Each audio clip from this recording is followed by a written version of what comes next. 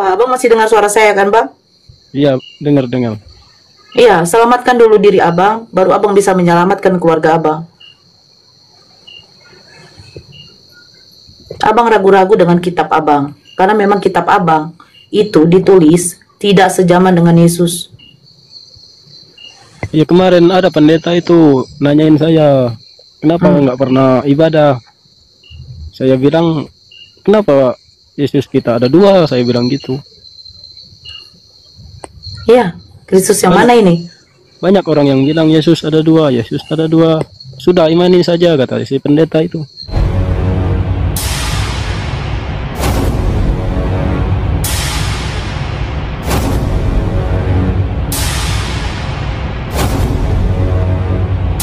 Assalamualaikum teman-teman. Teman-teman, berjumpa kembali kita di Bintang Mualaf Channel. Doa kita bersama, mudah-mudahan kita semuanya selalu sehat walafiat di dalam lindungan Allah Subhanahu wa Ta'ala.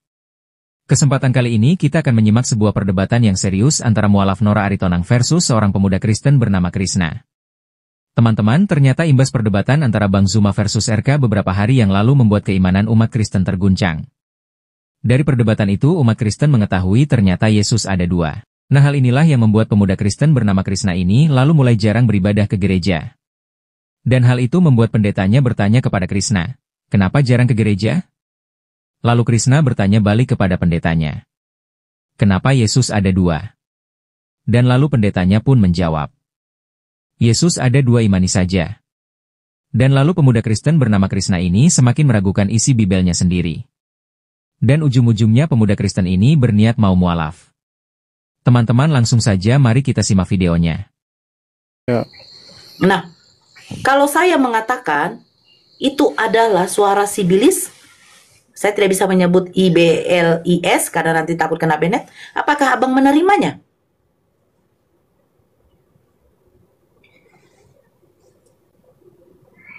gimana Bunda? Kalau saya mengatakan itu adalah suara sibilis, apakah Abang menerimanya? Ya kalau emang ada datanya ya mau di apa Bunda? Mungkin emang sudah dikarang-karang itu buku. Oke, saya baca di dalam Yohanes 3 nomor 13. Tidak ada seorang pun yang telah naik ke sorga selain daripada Dia yang telah turun dari sorga, yaitu Anak Manusia. Dicatat ya guys, ini ayatnya. Yohanes 3 nomor 13. Tidak ada seorang pun yang telah naik ke sorga, selain daripada Dia yang telah turun dari sorga, yaitu Anak Manusia. Yesus akan datang kedua kali itu dengan kedagingannya.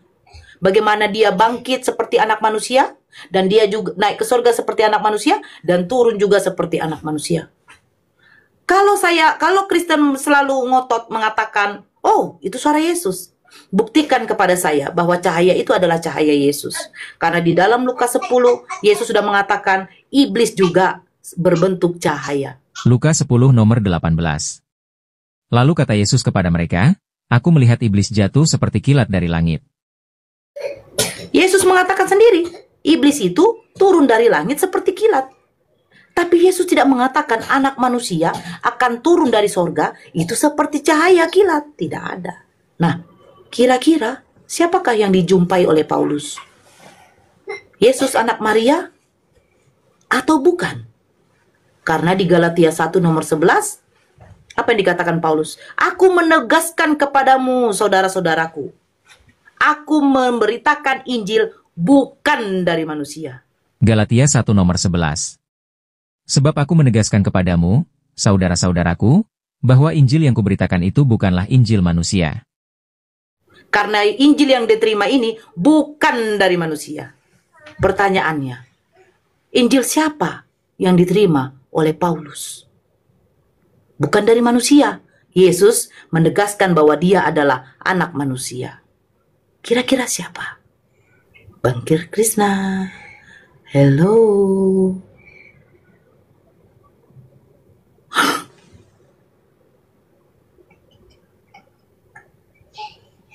Krishna kepental guys, kemungkinan gara-gara sinyal atau HP-nya berat kebanyakan memori.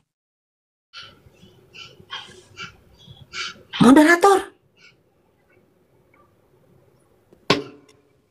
Ya, Kemana sih? Chris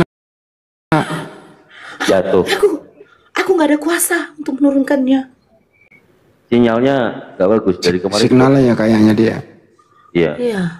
dari kemarin juga begitu. Silakan Bang Krisna.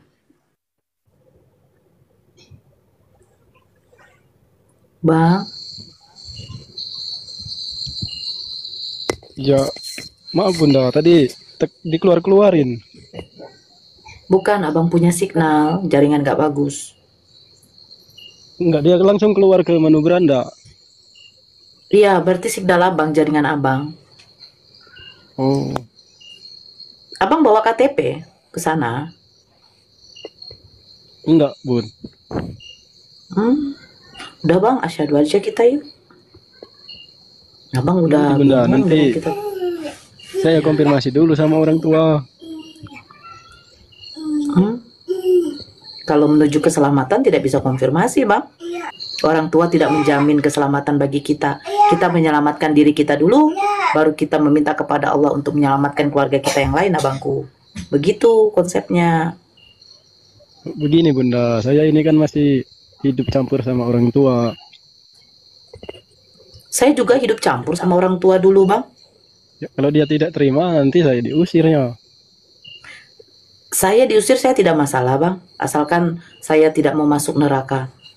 Karena Allah menjanjikan, mengancam kepada orang-orang kafir, orang-orang yang musyrik syirik, dan orang-orang munafik itu di neraka jahanam itu kekal bang. Tidak akan diselamatkan oleh Allah lagi. Nauzubillah. Bukankah kita tuh mencari hidup yang kekal? Ini lagi siapa ini? Takut warisan hilang kayaknya. Udah, nggak usah dipedulikan kalau yang di bawah abangku. Intinya di dunia ini hanyalah titipan semata oleh Allah. Dunia ini hanyalah ujian abangku. Karena kita ini akan mati juga. Makanya Yesus mengatakan hidup yang kekal itu bahwa engkau mengenal satu-satunya Tuhan itu adalah Allah. Dan Yesus hanyalah utusan. Yohanes 17 nomor 3. Inilah hidup yang kekal itu, yaitu bahwa mereka mengenal Engkau, satu-satunya Allah yang benar, dan mengenal Yesus Kristus yang telah Engkau utus. Yesus diutus itu untuk menyampaikan firman, Bang. Apa isi firmannya? Dia mengatakan, hai Bani Israel, dengarkanlah. Hukum yang terutama itu Tuhan Allah kita, Tuhan itu Esa. Markus 12 nomor 29. Jawab Yesus, hukum yang terutama ialah, dengarlah, hai orang Israel, Tuhan Allah kita, Tuhan itu Esa. Dan dia hanya diperuntukkan untuk Bani Israel, Bang. Bukan untuk semua umat, Bang. Bukan untuk semesta alam. Beda dengan Nabi Muhammad. Baginda Rasul Nabi Muhammad itu diutus oleh Allah itu untuk seluruh alam, Bang. Dia Nabi penutup, menyampaikan risalah, syariat, aturan, ajaran yang ditetapkan oleh Allah untuk makhluknya.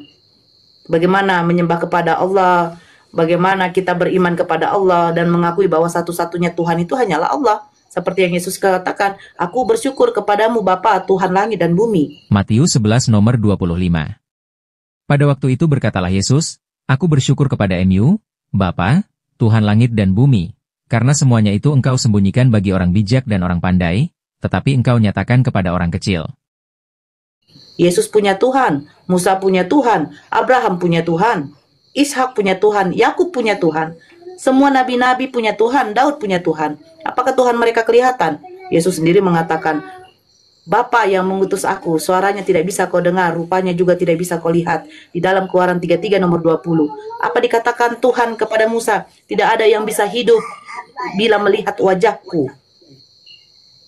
Seluruh alam semesta ini, Bang, tidak bisa menampung kedatangan Tuhan, Bang. Sayangnya Tuhan kepada kita itu bukan dengan cara mengutus dirinya untuk menjadi manusia, Bang. Itu mustahil, Bang. Karena sifat Tuhan itu adalah maha, Bang. Kalau dia sudah maha, ketika menjadi manusia, dia tidak maha lagi, ya, Bang. Secara logika, Tuhan itu memiliki sifat kemahaan. Maha melihat, maha mendengar, maha mengetahui. Tapi ketika dia sudah menjadi manusia, Bang, dia tidak bisa menjadi maha, Bang. Maha melihat, apakah dia bisa melihat seluruh alam muka bumi ini? Tidak bisa, Bang. Maha mendengar, apakah dia bisa mendengar seluruh alam semesta ini? Tidak bisa, Bang. Intinya, Yesus diutus oleh Tuhan itu untuk menyampaikan firman. Sekarang tergantung abang naik, berpikir sendiri. Abang mau hidup yang kekal seperti dikatakan Yesus, sembahlah hanya kepada satu Tuhan. Bukan kepada Tuhan yang lain, Tuhan yang menjadi manusia. Karena Tuhan tidak bisa disamakan dengan makhluknya. Abang, kenapa lompat-lompat abangku? Abang. Gimana moderator? Udah diamlah kau wanita sebab engkau tidak tahu apa yang... Alah. Iya Bang Krisna, bagaimana abangku? Coba berpikir abang. Berpikir baik-baik. Jangan kita salah menyembah Tuhan bang. Orang kafir itu kekal di neraka. Kafir itu yang tidak beriman kepada Allah dan Rasulnya bang.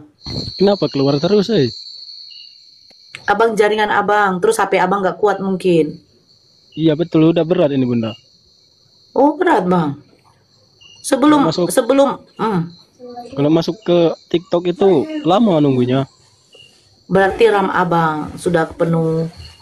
RAM berapa bang? Maaf kalau boleh tahu. Ini HP apa ini? Oppo 17. RAM 4. RAM 2 kak. RAM 2 apa 4 nggak tahu. Kalau RAM 2 susah bang. Ini nanti keluar lagi dia.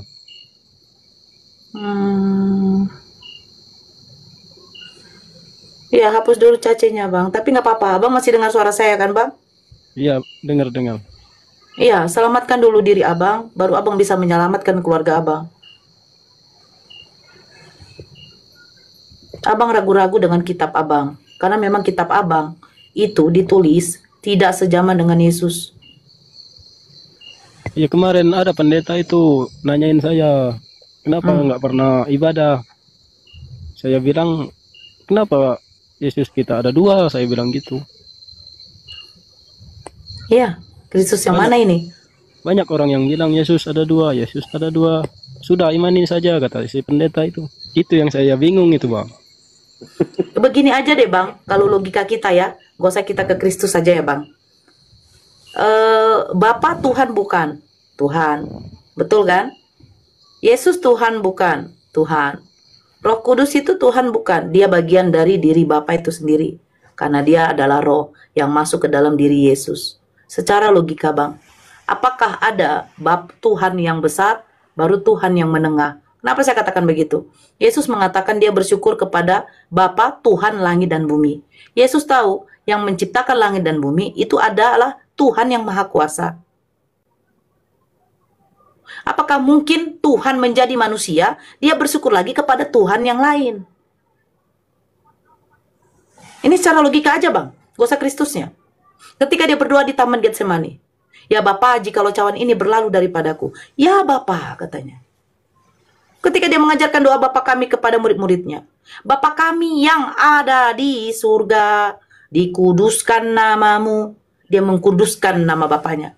Datanglah kerajaanmu, jadilah kehendakmu. Nah, kehendak Bapanya saja yang jadi, bukan kehendak dia. Berikanlah kami pada hari ini makanan kami yang secukupnya. Dia meminta rezeki. Dan ampunilah kami. Dia meminta ampun kepada Tuhannya. Karena Yesus tahu bahwa Tuhannya itu adalah Maha Pengampun.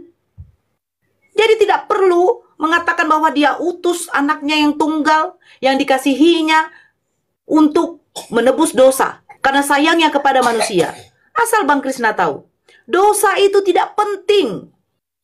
Amal perbuatanmu yang penting nanti yang akan ditimbang oleh Allah. Apa yang sudah kamu lakukan di dunia? Apakah aturan-aturanku sudah kau laksanakan? Perintah-perintahku udah kau laksanakan? Itu yang penting bang, dosa nggak penting bang. Jangan mengutamakan dosa. Karena dosa itu tidak akan membuat kita tuh masuk ke dalam surga, nggak ada. Dosa itu ke neraka. Jadi apa gunanya datang Tuhan mati di salib untuk menebus dosa? Ini ngawur. Itulah gunanya diutus Nabi dan Rasul bang. Iya begini saya Nabi terakhir, dan Rasul. Maaf bunda Jangan ya. terakhir bang. Jangan terakhir bang. Enggak, terakhir saya masuk ke gereja itu ketika saya dengar itu Bapak berdoa, ampuni dosa kami Tuhan. Bukannya dosa sudah ditebus. Saya pikir kayak gitu. Mohon ampun lagi. Betul. Jadi kapan bang? Manusia hidup dan mati ketentuan Allah. Abang tidak tahu kapan abang meninggoy. Tapi yakinlah, ketika kamu beriman kepada Allah, sebesar sebanyak apapun dosa kamu, ketika kamu masih beriman kepada Allah, Allah tidak akan membuatmu kekal di neraka. Tapi orang kafir, bagaimana? Orang kafir jangan harap mencium bau surga saja, dia tidak bisa. Jangankan untuk di halaman ya, belum masuk gerbang surga itu, karena surga itu ada tingkatan. Mencium aroma bau surga aja dia tidak bisa. Itu orang kafir, itu orang syirik yang menduakan Tuhan. Dosa yang tidak diampuni oleh Allah SWT adalah dosa syirik, yaitu mempersekutukan Allah dengan sesuatu atau seseorang selainnya. Syirik adalah dosa besar yang sangat dibenci oleh Allah SWT, dan tidak ada ampunan untuknya bagi yang meninggal dalam keadaan syirik. Nauzubillah summa nauzubillah. Sekarang tergantung dari Bang Krisna. Bang Krisna bilang, saya tanya dulu orang tua.